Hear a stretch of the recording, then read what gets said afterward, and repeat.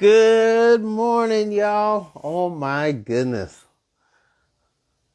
I thought, silly me, I thought that putting, changing this from a Google Meets meeting to a live meeting was going to fix this problem. I just got these, I think they're beautiful, new glasses. Hey, Megan, how you doing? Um, Thanks for joining us. I appreciate it. Um, Hello to you as well. But you can see, like, I'm a big fan of these glasses, okay? I just got them and I got a pretty strong prescription. The problem is I can't wear them during these interviews. Like look at the glare. Look at the glare.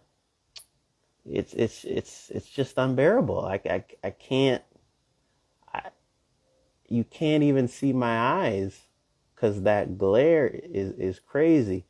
Okay, we got some people coming in. Melissa's gonna laugh. She's gonna be our guest this morning. I'm gonna do the invite. Oh, boom, and we gonna go. All right, we got a special guest on this morning, and we're about to get right into it. Thank you everybody who's jumping on the live so far. Melissa, Hello. how That's are you me. doing? Oh, just hanging. Oh my goodness, you're gonna laugh so hard at this. So Let's I see was this last. telling you earlier, I got these new glasses, right? Oh, I can And see. See. I think they kind of swag, you know. I think Yeah. they. Can we see But you? here's the problem. I thought that switching to a live was gonna fix the issue about the glare, and then I put it on, and as soon as I put my head up, boom, I see. I see. I'm like, ah. Oh, they are really nice glasses, though. I appreciate it. It's too bad I can't wear it for the interview. But you know what? It works out anyway because I'm nearsighted. So if even if I have them off, as long as I got this camera closer to me, Good. um, I can see you just Better. fine. Everybody, welcome to Shop Talk Quinny. It is 9:15, 9:16 in the morning, and I am excited because I got a special guest with me today. Her name is Melissa, and she is no stranger to a lot of you. Maybe she's new to some of you. So I just want to take a opportunity to welcome her to the show. Melissa, welcome. How are you? I'm lovely. I'm very honored to be here. Thank you so much. Absolutely. So there's so much I want to chat with you about today. And when we initially connected, I had known about you like way before we ever had a conversation, whether it was through Instagram or mutual friends, etc. And then we had the opportunity to connect. But I got to tell you, I've been getting messages all over like it's about time you guys connected. It's about Oh time you my gosh. guys So like came funny. together. Like I've been waiting on this interview, and I'm like, Yay. oh, okay, this is gonna be good. I love our circle of awesomeness.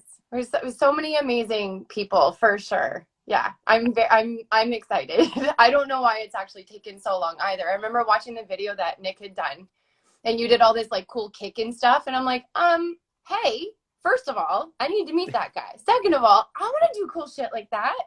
Oh, sorry, I feel like I swear. Well, and it's funny because we're in the same video, but we hadn't met yet. I know, crazy, right? It was inevitably going to happen. Now we're There you here, go. so I'm grateful. There you go. There you go. So listen, for people that are maybe seeing you for the first time and maybe they haven't met you before, why don't you take an opportunity to give people the 411? Who is Melissa? Where did you grow up? And where are you living now? And what are you doing now? Well, essentially, this could take hours, but we'll sum it right up. Pretty much born and raised here. Lived in Florida for a few years of my life, very briefly. Probably wouldn't mind living there now. And essentially, kind of, I've grown up in the area. Traveled and did some pretty cool stuff with my job. I ended up working at the salon and then Salon U, and was there for a very long time, 14 years. And I grew as a stylist there, and kind of moving forward, I think it's enabled me to have amazing connections with a lot of people. I really, really love my job, but I really, really love connecting with people. I think that for me personally, being in this area, it's been challenging, but it's also been a huge reward. It's a very small knit community, which I'm very grateful for. Like I said, with our circles of people, right? Like I just find the more authentic you are, the more authentic people you kind of bring into your circle, and that just makes life navigating so much easier. You don't have to explain you're human all the time. Yeah. That's so true. So true. Yeah. Wow. It's funny you said Florida because Go for I'm heading in I that know. direction in a few weeks, and I'm like, wait a second, I didn't know this girl. Where are you She guys grew up going? in. We're going to Kissimmee Kissimmee. in Orlando. Yeah. Yeah. Very Yeah. popular with the babies. It'll be lots of fun for your kiddos. Oh man, I'm looking forward to it. I'm looking forward to it. Yeah. But so in a nutshell, so you grew up, you talked about like, you grew up in different places, and then you came to this area, and you're living your authentic life, and by the way, like that's all I hear from other people, like just Melissa is awesome, like just not like just so many amazing things being said about you when as soon as I put out that we were doing this interview. It's And pretty humbling. It's pretty amazing. absolutely. But you said there's been some challenges with kind of being in an area like this. Talk to me a little bit about that. What are some of those challenges? I think for me personally, and this is getting pretty personal, I've always had this kind of ideal of the perception of what people want me to be. I had a conversation with a friend a little while ago, and where I worked, it was a beautiful place and beautiful people and beautiful things. I was a young mom. I was a mom at 18 years old. I hustled. I was on my own. I didn't have family here. They ended up moving out west when my son was about 3.5. So everything I did, I had to do on my own. And moving forward, navigating that career and everything else, when I did choose to open up the business, I did all of that on my own as well. I didn't get any business loans or anything like that. So I think one of the things for me is just, it's the ideal of what people want me to be and what I actually am. One of the things that I had said was that I was essentially kind of like Giant Tiger trying to fit in with Gucci. And for a very long time, that was kind of in my brain. Like I just was always not good enough. I didn't have enough money. I didn't have a fancy car. I didn't whatever. So to me, moving forward, those are the things that it's like the authenticity that comes with somebody when they're comfortable in their own skin. It kind of just made me like stop and be like, okay, but there's nothing wrong with Giant Tiger. You know what I mean? And then I love Giant Tiger. that part of it where shit happens. Like shit happens. One of the biggest things in my life that has happened is losing my mom. My mom was my person. She was my weirdo friend. She was my talk to for 3 hours and don't even realize it. My go-to essentially. And she got sick with cancer, and we were in a really weird part of our relationship. We hadn't been speaking for quite some time. So she ended up coming back here. We spent our first Christmas together in like 13 years, and then she passed away 4 months later, and I cared for her. So there was like losing my mom to cancer, but then there was the whole caretaker part of it that literally when she passed away, I lost me, like lost me. I lost my salon family. I lost my identity. I lost my clients. I lost everything. I was in a really dark place, and I had never been like that before. Like talking with doctors and stuff like that, I was like, if you had known me before this, I'm like a chihuahua on crack. I'm like the happiest person. And I like to be happy. People like to be around me when I'm happy. And I was not fucking happy. So I had to really look at myself in the mirror and figure out who the hell I was, because I'd been living this non-authentic life for so long because it's all I knew how to do. How I survived. I had to survive. So moving forward and opening the salon, I wanted to create a place where I belonged, where I felt comfortable, where there was no judgment, where there was authenticity. It was a happy place. It was a very happy place. And still to this day, I'm sad. I miss it every single day. I miss my girls every day. I miss the clients. I miss the weirdness. But at the same time, that was one of those like life check moments. I had to take a good month. I was sick to my, like, I couldn't sleep. I wasn't eating. The stress of like, the monetary stress was the biggest out of everything. I would have kept going if I thought that I wasn't going to bury my family. That's not why I opened my business. It was the complete opposite. And I really had to sit in that, and it was yucky and very uncomfortable. And again, still to this day, I'm grateful for my decision. I know business-wise I made the right decision. Monetarily, I made the right decision, but it's ego, right? I struggled with that for quite a bit. It's a thing, I think, with women specifically, speaking from my own perspective. It's a lot. We have to juggle a lot. I'm a mom, I'm a wife, I'm a sister, I'm a best friend, I'm a boss, I'm, check, check, check, check, check, check, check. It was like almost kind of like fight or flight since being on my own with my son, working, starting the business, doing whatever. And I finally just got to the point where I was like, holy shit, you need to take a minute. You need to take a minute. And I think working through stuff like that has really taught me I'm a lot stronger than I thought that I was. I don't have to be perfect for everybody. I don't have to be the ideal of what people see. I just need to be authentic to me, to my heart, to my soul. If that means that I needed to like shut it down and take a minute, that's what I had to do. It was extremely difficult, but I'm humbled every day by people like you that are like, oh, so many people say that you're so amazing. Like, when I pass, I don't want people to be like, oh my God, that girl, she was so skinny. She was so pretty. There's more there. I hope that they will see more. And I hope that anybody younger than me or that's watching me or whatever, like, I really want to try this year to be very, very, very authentic, very real, very raw. There's people that are hurting right now, like we talked about before, right? Every single day, kind of finding some gratitude right now. It's ugly out there. Yeah, yeah. So just to be able to, again, find that authenticity and share it with people, be open with people. I'm not perfect. I've definitely fucked up. I've hurt people. I just want to be mindful of those things moving forward and make sure that the younger version, a mistake is a mistake. It's a beautiful thing. You can come out of it on the other side and learn from things and know that you don't have to always show up and be the most perfect you.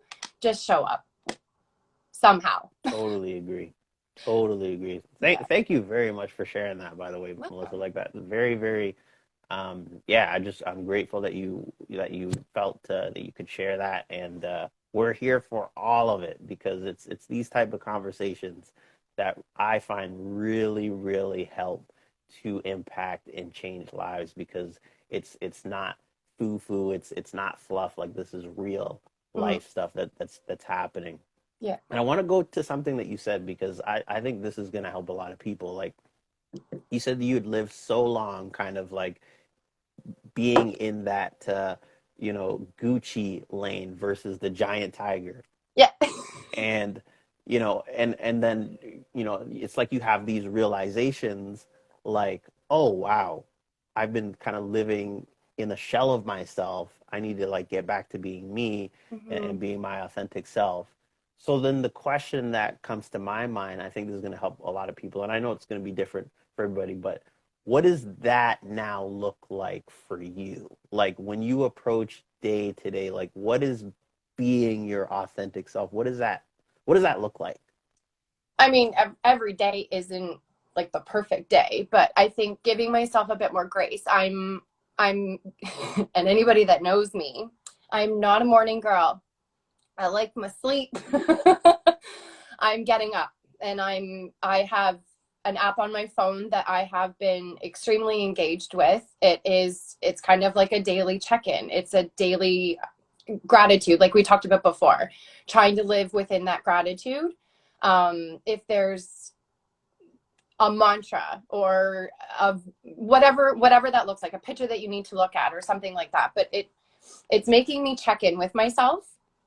Whereas before I just would hit the ground running, like go, go, go, go, go, go, go. I remember I traveled for work quite a bit, and I had a roommate, and she would just sit in bed and like watch me. She's like, what are you doing? And now I'm her, where I'm sitting in the bed and I'm like, whoa, you have to be able to give yourself some grace at some point, right? And I think that part of it, I'm still running my business. I'm still very busy. I still have my clients, but I'm spacing it out a little bit more and giving myself a day off to rest. I'm allowing myself to explore other avenues. Again, I love humans. I love helping. I love that connection. I've done some Reiki training. I've done some sound bowl training. I'm really trying to get into kind of a little bit of that too, so I can offer those services to people as well. Being in the industry for almost 20 years, my body is like, okay, slow it down a little bit.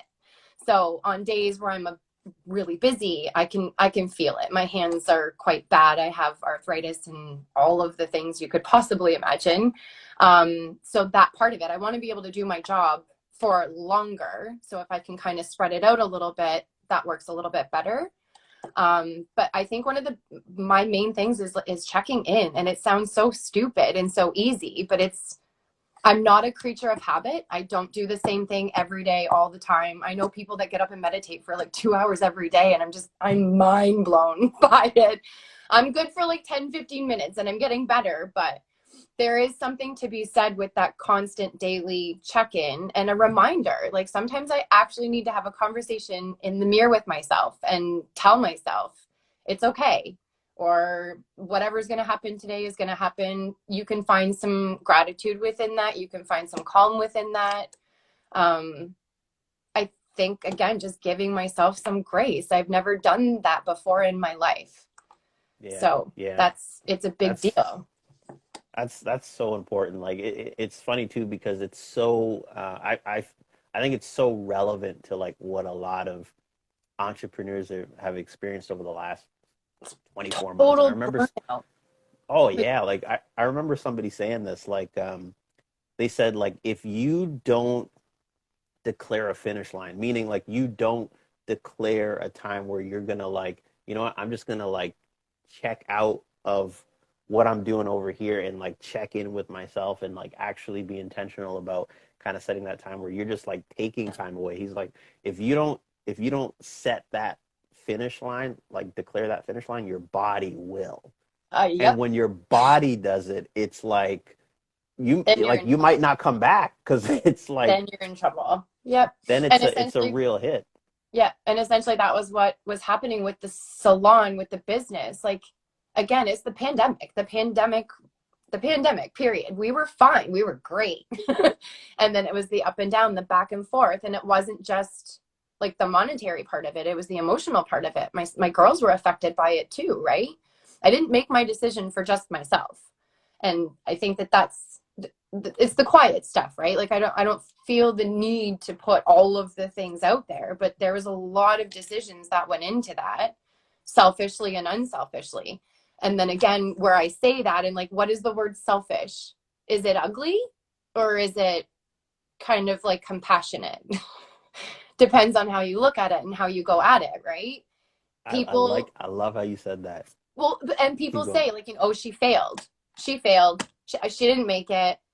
I mean, if that's the perspective that you want to take, that's okay. I'm okay with that.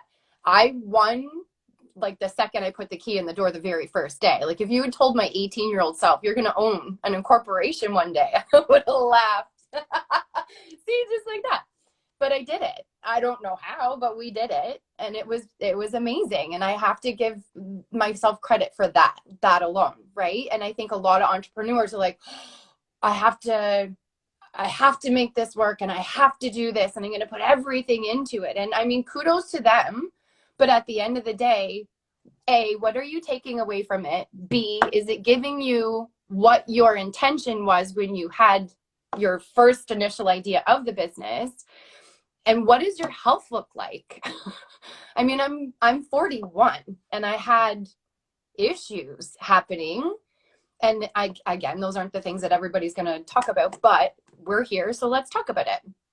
I had to put my health first. I had to put those things first. And that was, as ridiculous as it is, it was really hard to do.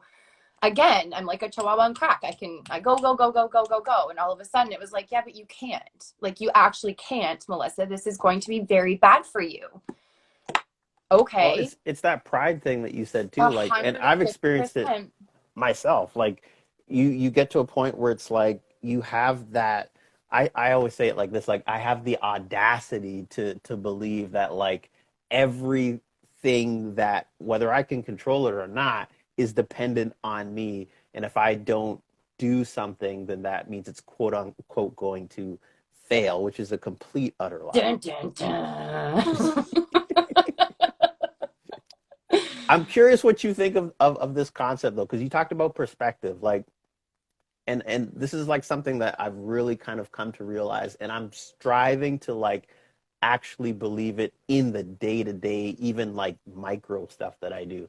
And the perspective is this: like 99% of things in life do not matter compared to the 1% of things that matter. And when I say 99%, like I mean like everything that like is like we can't really control anyway.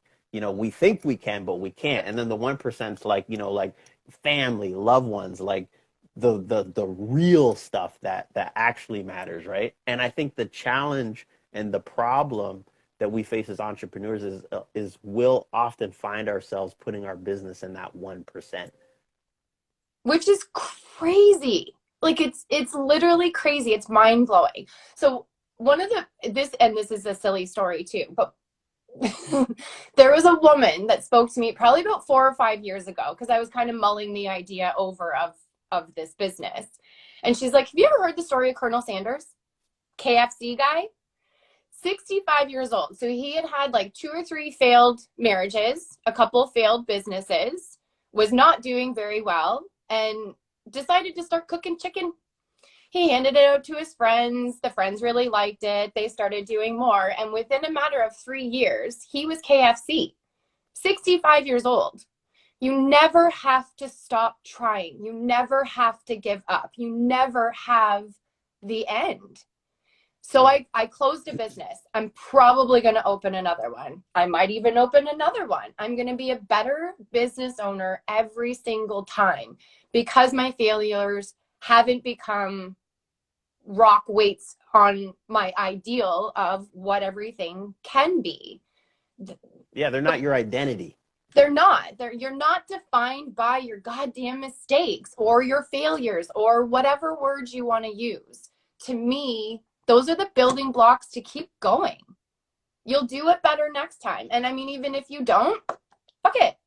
Life is too short to sit and worry about that kind of stuff, you know? Like, yes, bills have to be paid. Your family needs to be taken care of. But like you said, 99.9% of all of the things are completely out of our control. You can think that you have this. I've done it. I literally did it. Right after my mom passed away, I threw myself into stuff and I was like, I got it.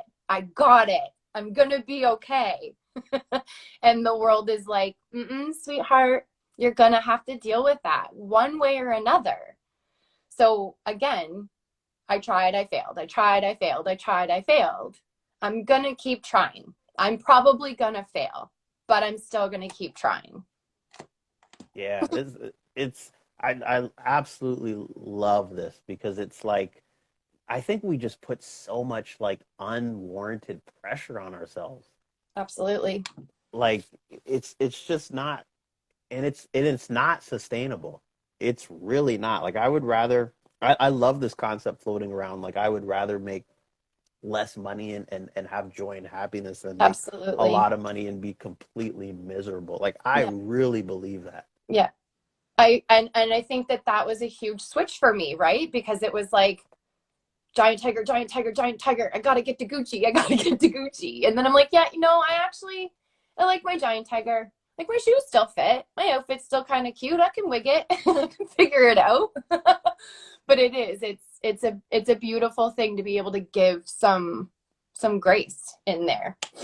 It's liberating too. Like you talked about, like financially, like my wife, my family and I, like we basically like 6 months of the year live out of like a trailer that we renovated like down by the water outside of Coburg. Mm-hmm. And we're there like 6 months of the year. It's really, really inexpensive, but you're right by the water. And like, but when you tell people that you're doing that, like I at first I would catch myself and kind of be like, ooh, like, you instantly You're think of like, justifying why it. would they do something like that? Like, why, like, Yeah. what are people gonna think? But it's like, man, like I can sleep at night knowing that, like, financially, like if my wife can't work, like we're fine Yeah. because we set ourselves up that way. Yeah. And it's not to please anybody else, it's so that we're good. Yeah. To survive. Yeah. Absolutely. So I gotta ask you this, Melissa. Yes. What would you say to some, because here's the thing, limiting beliefs. It's a real thing. It is a very real thing. I lived in that world for a very long time. So what would you say, because you've been there, you've drank the Kool-Aid, you've had that experience. What would you say to somebody right now, and maybe they're still drinking that Kool-Aid? What would you say to that person who's stuck in the world of I have to, I have to, I have to, I must control the situation? Like, what would you say to that person? I I don't know if there's a lot that you could say to someone. I really feel like they might have to just experience something. I think that for me, my Mm, biggest learning curves have been when the world has been like, nope, here you go, i.e., my mom getting sick, passing away from cancer. I think I lived in oblivion through a lot of that. And it wasn't until a few years later where it was like, no, that was really, really bad. um, there's conversations you can have with lots of different people, but I think for me, one thing I would do is sit down and write down why can't you, and then on the other side of the page write down why you can.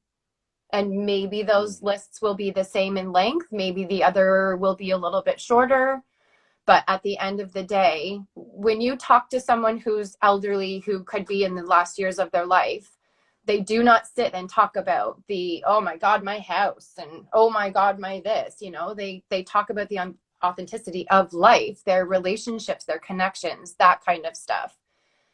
Like you said, I lived in that ideal where like everybody was watching me and I had to be perfect all the time and I had to be on all the time. And then after my mom passed away, I definitely was not on all the time, and I lost a lot of people during that time of my life too, which at this point is okay. Those were the people that weren't supposed to be around me.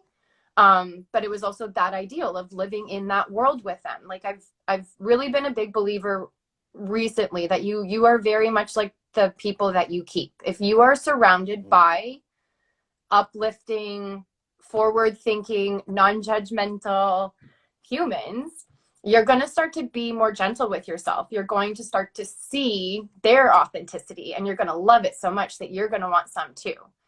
I find the more I let my guard down, the more I am Melissa.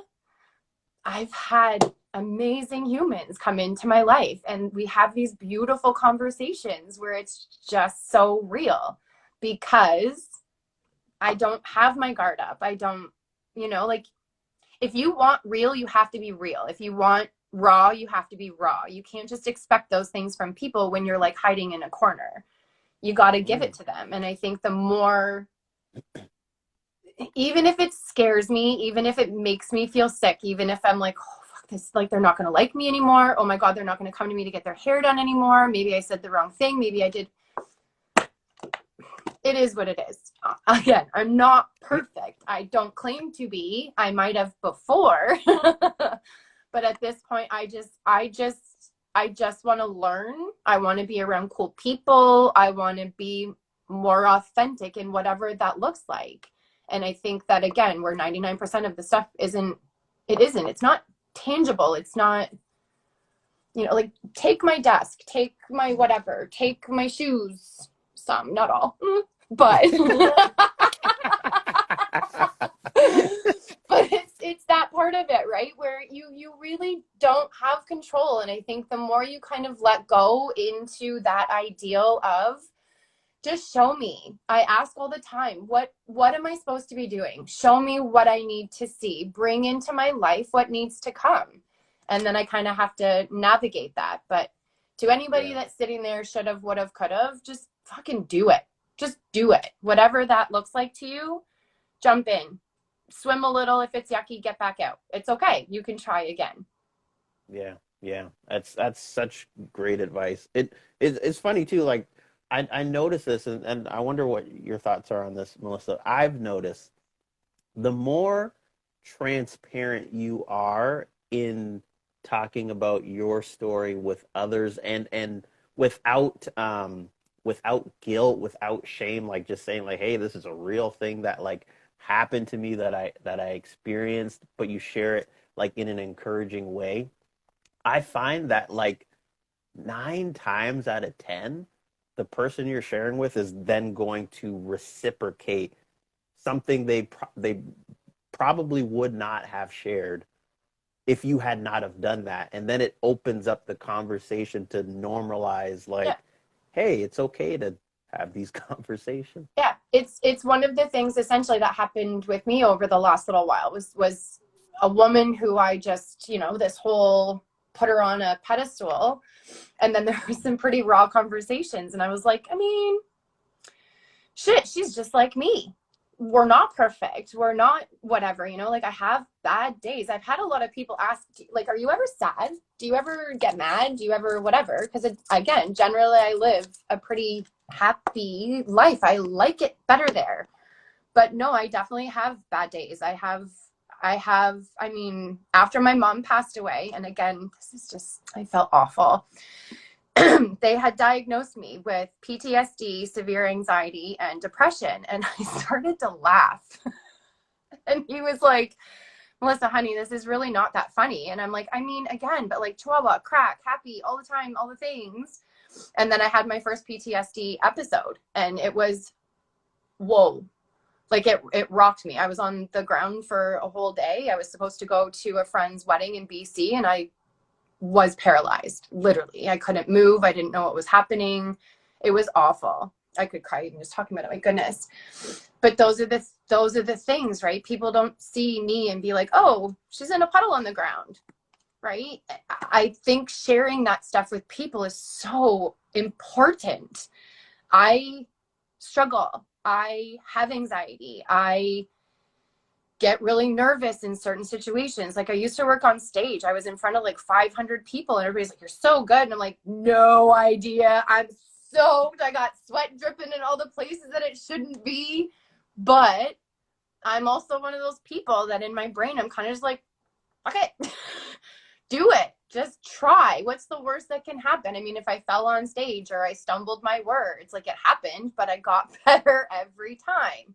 And it got a little bit easier every time. I used to work in the modeling world. And again, where everybody's like, oh, so confident, so confident. And I mean, there was some pretty decent conversations that happened in those back rooms where don't fall, don't fuck up, don't, that ideal again.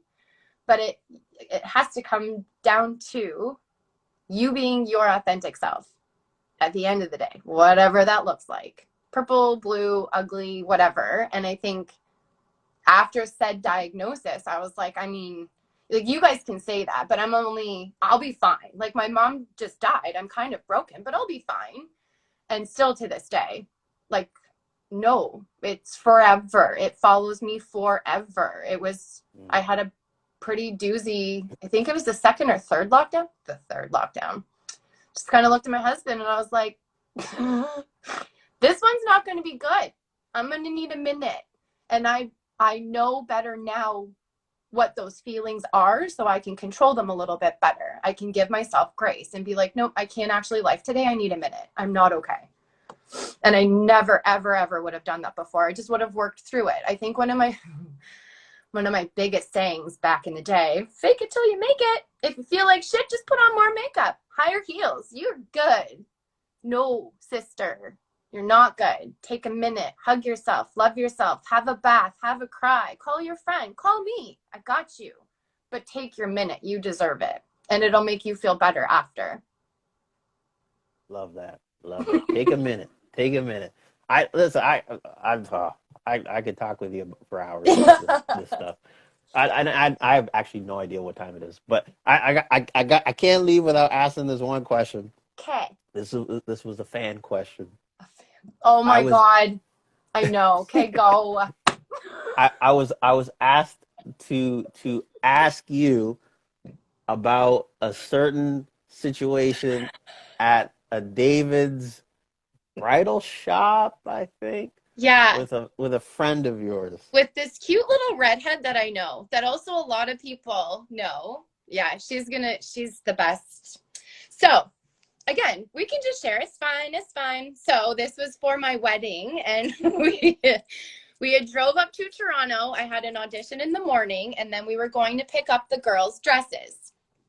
It was early in the morning. Just throw that out there. So we do the audition, we leave, we go to David's bridal. Then we get to David's bridal and not really paying attention to any of the things. We're like, we gotta go. Like, we gotta get in the store. So we wiggle the door. It doesn't really want to open, but then I see this huge metal piece. So I move the metal piece and we go in the door. So we're standing in the store. There's not a soul around. And all of a sudden, the consultant comes walking around the corner and literally stops dead in her tracks and just like looks at us. And we're like, hi, we're here to pick up our bridesmaids' dresses. And she still is continuing to look at us quite confused. She says, how did you get in here? Like, through the door? She's like, but it was bolted locked. That's hilarious. So essentially, I broke into David's bridal to get my girls' dresses because for my girls, I will do anything. That is so yeah, funny. She was definitely not impressed with us. She gave us the dresses and asked us to promptly leave. But, you know, we did it. That's actually hilarious. And as soon as you said it was bolted, I knew exactly where the story was going. It was something, that's for sure. It's actually hilarious because her and I actually had a similar experience to that. It was. What did you break into? Oh my goodness! Well, I mean, I was this is a while ago. Like, I think I was like 18, 19 at the time. But yeah, me too. I went to. I went to I grew up going to, like, my parents would go to the junkyard every once in a while, and, like, I just knew junkyards as places you could walk in, and everything was free. So if you found another man's trash and you thought it was treasure, you could take it home with you, no problem. Oh yeah. So I thought that, and I don't know if you know this place, Taft's in Brighton was the same deal. Definitely. But as soon as you said the bolt thing, that's what I laughed, because for me it was a gate, but it was big enough at the bottom that you could slide. See? And I thought it was a junkyard. So I went there with a buddy. It was my girlfriend's younger brother at the time. We went in there and I was looking for some tires for my Grand Am that I had at the time. And then I remember crawling back out and the owner's standing there. And I was just like, hey, how are you today, sir? And he's like, not good. Not very good at all. And I tell you, Melissa, like, we had the cop car showed up, and I was just like, Oh whoa. no. They had us in the back of the cruiser, and then the guy was basically like, I'm like, man, like we thought this was like a Fair. junkyard, like you could just jump, he's like, but I guess he had somebody stealing from him before, and he thought Yeah. that we were the guys. Yeah. So then the cop comes in the car, and we're in the back, and I'm just thinking like, man, what am I gonna say to my mom? And then like she looks back, and she's just like, so the owners agreed to let you go on one condition. And I was like, okay, great. What's that? And she's like, that you have no priors. And I was like, oh, I was like, I'm good. sweet, Yeah. I'm good. So then she like pulls out her iPad or whatever she pulls out, and then she's looking, and then she's like, what's this about a police check? And I'm like, and I got stone cold. I was like, Uh, and I was like, oh, I was like, and then I remembered, I was like, oh, I volunteered at like my church's Sunday there school, you and you had go. to get a That's what mine police is check to finger. do that.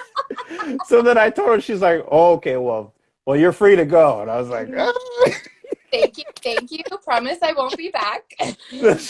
That's amazing. See, now you've learned. You must ask permission before you steal the property. There you go. There you go. Anyway, but Melissa, I gotta thank you. Like this is it's been such a treat Oh, my pleasure. to have you on here and to chat and to really hear about, your life, your story, what you've come through. And I just think it's going to be such an encouragement to anybody that watches this. So I really appreciate you for that. Thank you very much. I appreciate you back. Awesome. You have a fantastic day. Can't You wait to play too. these clips back. And God bless you. Enjoy your Okay, time. you too. Cheers. Have a great day. Thanks again. You too. Bye.